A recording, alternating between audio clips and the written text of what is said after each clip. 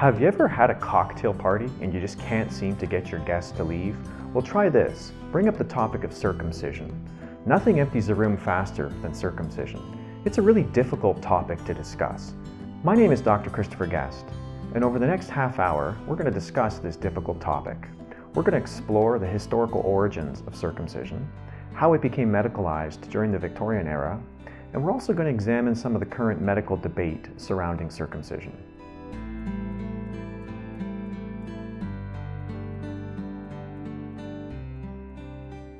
Circumcision is not as common as you might think. Globally, about 80% of the world's men are intact. Only 20% of the world's men are circumcised. In the 1970s in Canada, about 70% of baby boys were circumcised. Well, that number has fallen significantly now, and less than 20% of Canadian babies are circumcised. When we look at Europe and Scandinavia, we would expect similar numbers to North America, but nothing is further from the truth. Virtually nobody is circumcised in Scandinavia. Finland is an interesting country because the rate of infant circumcision in Finland is 0%. We can follow Finnish boys and see what are the chances that they'll need a medically necessary circumcision later on in life. And we know from Finland that the odds of requiring a circumcision for medical reasons is about 1 in 16,000. It's not very likely that you'll ever need a circumcision.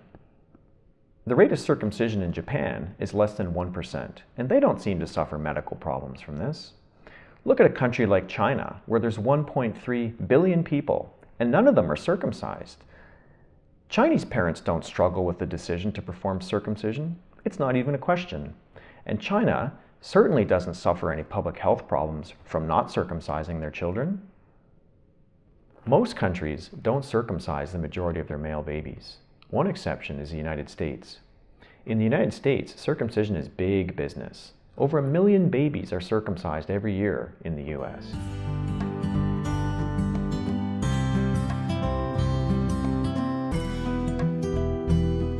Nobody knows exactly where circumcision originated. Our earliest historical evidence for circumcision is from ancient Egypt.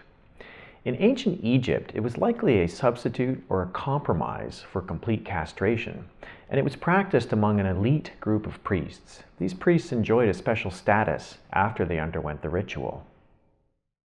From ancient Egypt, the practice then spread to the Semitic tribes living in the Middle East. The Edomites, the Ammonites, and the Israelites were all described as circumcising cultures. With regards to the Israelites, the practice really seemed to become entrenched around 500 BC, right after the return from captivity in Babylon and the creation of the Second Temple in Jerusalem. We also know about the circumcising tribes in the Middle East from the writings of the ancient Greeks. Now, the ancient Greeks felt completely differently about circumcision. The Greeks thought the practice was barbaric and a mutilation of a perfectly formed organ. The Greeks also valued the aesthetic of the foreskin, and for them, it came to represent a symbol of the superiority of Greek culture over the irrational and superstitious practices of people in the Middle East. The Romans inherited much of Greek philosophy with regards to medicine, law, and ethics. And the Romans were opposed to circumcision because they thought it conflicted with the ethical concept of self-determination. And at many times during the empire, circumcision was actually decreed illegal. Towards the end of the Roman Empire, as Christianity emerged as the dominant religion, there arose a great conflict as to whether circumcision was required to become a Christian. The Jewish converts argued that it was required, whereas the Roman pagan converts argued that it wasn't required. Eventually, the early church fathers decided that circumcision was not required to become a Christian. And so that's how the situation remained for European Christians. For almost 2,000 years, circumcision was completely rejected from the fall of the Roman Empire right up until the Victorian era.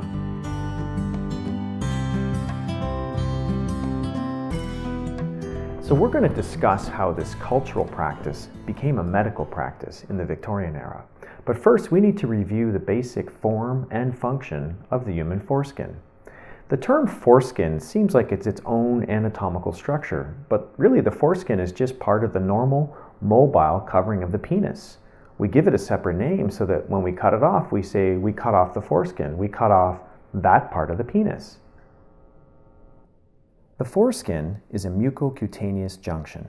It's a specialized structure where skin meets mucous membrane, very similar to the lips. It starts from this blue line and extends down to the tip of the penis where this green line is located, but it's a double-sided structure. It folds back in on itself and returns to the blue line. When the penis becomes erect, the foreskin retracts and it exposes this inner surface. Now, the inner surface of the foreskin is very richly innervated. It's one of the most sensitive parts of the entire male body. It's rich in specialized nerve receptors, nerves that are only found in other areas like the fingertips. So ask yourself the following question. If you were to remove this tissue from the penis, is it more likely to increase sexual pleasure or is it more likely to decrease sexual pleasure? These images show the difference between an intact penis and a circumcised penis. First of all, notice the color of the head of the penis on the circumcised penis. The color of the head is very similar to the rest of the skin on the shaft, and this is not normal. This is because of thickening or keratinization that's formed on the head of the penis. Removing the foreskin has externalized the head of the penis. It's meant to be an internal or protected part of the penis. The other thing to notice is the circumcision scar. This dark brown line is not a normal anatomical structure. It is the result of amputating part of the penis. Most circumcised men would describe the region between the circumcision scar and the head of the penis as the most sensitive part of the penis. And the reason for this is because this is where the foreskin used to be located, and the foreskin is the most heavily innervated and pleasurable part of the penis. On the other hand, the head or the glands of the intact penis is a different color. It's purple, it's smooth, it's more supple, it's also more sensitive. We don't see the skin thickening on the intact penis that we see on the circumcised penis because it's been protected by the foreskin. You'll also notice on the intact penis this area with multiple ridges. This is referred to as the ridged band, and it's one of the more heavily innervated parts of the foreskin. This part of the penis is very important for female sexual pleasure as well. Ribbed condoms are actually an attempt to mimic this part of the intact penis, which is absent from the circumcised penis. The foreskin also provides an important mechanical function. It serves as a gliding mechanism during sexual intercourse. On the outward motion, the foreskin bunches up to seal the vaginal opening. This prevents vaginal lubricants from being pulled out of the vagina during sex. It's no secret that the majority of sexual lubricants are sold in the United States, one of the countries that circumcises the majority of its children. On the inward motion, the foreskin unfolds and glides. This gliding action makes sex easier for both parties. It also exposes the highly erogenous inner foreskin to the vaginal mucosa.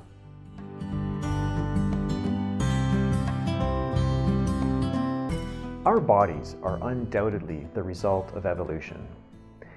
The currency of evolution, the way evolution works, is through reproductive success. It doesn't matter how fast you can run, or how smart you are, or how strong you are. From an evolutionary perspective, the only thing that matters is how many offspring you leave. Reproductive success is everything from a Darwinian perspective. Are we then to believe that the penis, the organ of reproduction, is inefficient, that it has a design flaw, that it's prone to disease? This is the one part of our bodies that evolution would never tolerate any type of design flaw. It's too important for reproduction. Our genitals have an evolutionary track record of efficiency and success. And it's not just our species. All mammals have a foreskin. Think about the diversity among all of these mammals. Whales have evolved blowholes. Bats have evolved wings, they can fly. But all of these mammals still retain the same shape to the penis, and they all have a foreskin. To see the persistence of a structure among so many different mammals is evidence that this structure is important for reproductive success.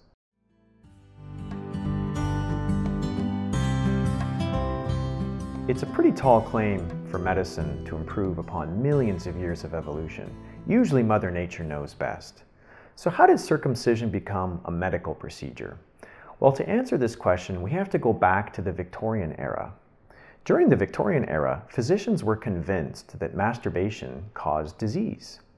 Circumcision was introduced as a means of preventing masturbation in order to prevent diseases. And one of the biggest proponents of circumcision was J. Harvey Kellogg, the inventor of cornflakes. J. Harvey Kellogg wrote books about circumcision and how it was great at preventing kids from masturbating. And then other Victorian physicians thought, well, if it cures masturbation, I wonder what else it cures.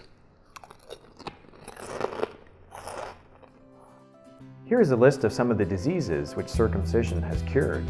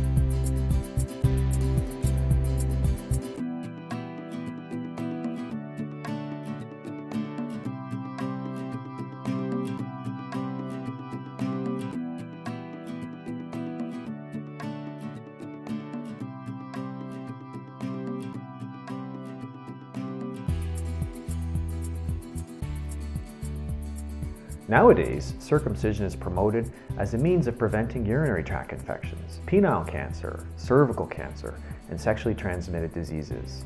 Well, most medical associations don't agree with any of that, but let's assume for a second that circumcision actually does prevent these diseases. What does that mean? Let's talk about penile cancer. The incidence of penile cancer is 1 in 200,000. As a man, you're more likely to die of breast cancer than penile cancer. If circumcision was 100% effective at preventing penile cancer, you would have to perform 200,000 circumcisions to prevent 1 case of penile cancer. Well, what about urinary tract infections? Non-circumcising countries like Japan and Sweden, well, they don't have problems with urinary tract infections among their boys.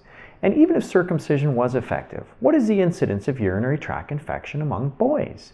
It's about 1 in 186. You'd have to perform 186 circumcisions to prevent 1 urinary tract infection, which you could easily cure with antibiotics. Just like when little girls develop urinary tract infections, boys should be treated with antibiotics, not with surgery. This isn't the way medicine works. We don't remove healthy tissue from children in order to possibly prevent some future disease. Now, what about HIV? Recently, there have been several trials from Africa which have suggested that circumcision may decrease the chances of contracting HIV. These studies have a number of scientific weaknesses, and they're very controversial in the medical community. But the authors of these studies themselves have said that even if it is valid, even if circumcision prevents HIV, they still recommend condoms. So what they're saying is you can use a condom every time you have sex, or you can cut off part of your penis and use a condom every time you have sex. These African trials contradict larger demographic trends. For instance, the United States, which has a very high rate of circumcision, also has the highest rate of HIV infection among all industrialized nations. And compare that to a country like Sweden, where the rate of circumcision is very low. They also have much lower rates of HIV infection. So I ask you, is circumcision helping prevent HIV in the United States? Clearly, the most effective way to prevent HIV is through safe sexual practices, including using condoms every single time. Circumcision is not an effective or ethical means of preventing HIV.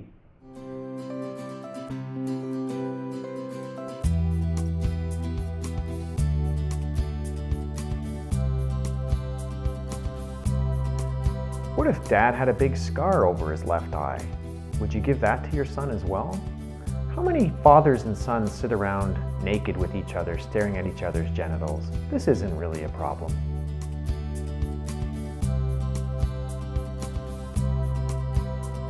As we've said earlier, about 80% of Canadian boys are now intact. If you're concerned about your son looking like the other boys in the locker room, you should leave him intact.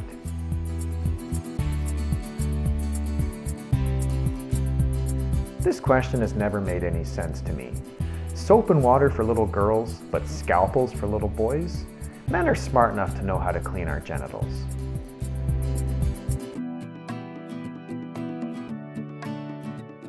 Well, what if he has to have his appendix removed later on? We don't do that just in case.